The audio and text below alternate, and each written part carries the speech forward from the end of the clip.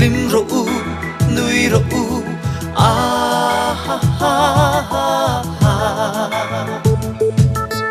Hule kum te an liam ze la kam pan lai hun te kan vang lai ni te kan dam lai hun te le kan chat lai ni te po thi na kara chau takin lo ngui yin lo ai chin ma se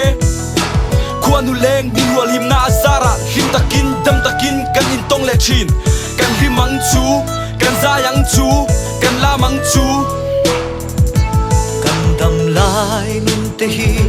thi na kara chau takin lo ngui tri ma se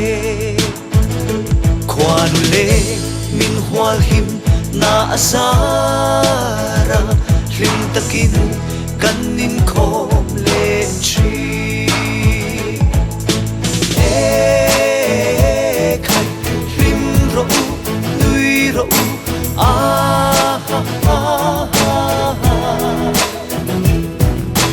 lim ro u nui ro u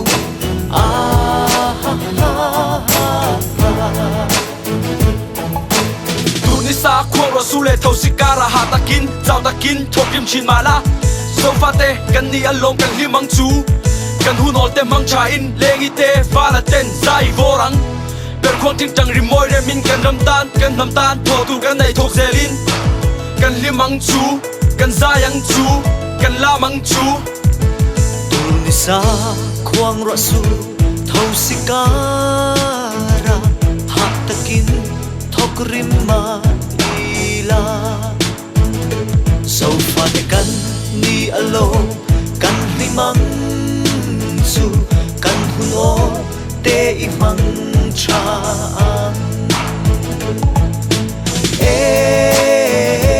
kan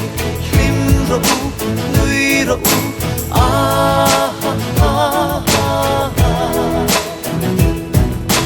lim ro u nui ro u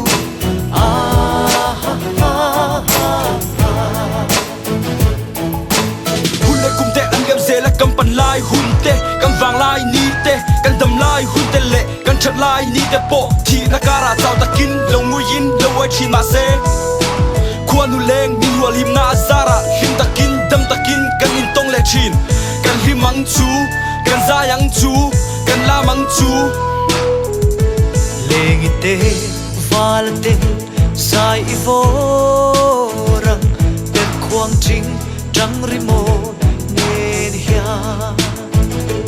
thọ tu kan nei am biang I thọ căng u kan ram kan nam shereng seli kan pan lai hun te kan vang lai ni te kan dam lai hun te le kan chat lai ni te po thi na kara chau takin lo ngui yin lo ai chin ma se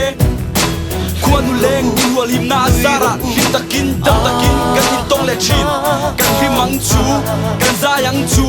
kan lamang chu kan dam nui le in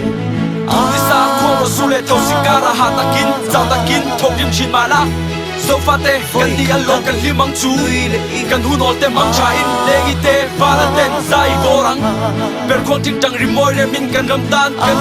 tho tu kan nei thok zelin kan himang chu kan zayang chu kan lamang chu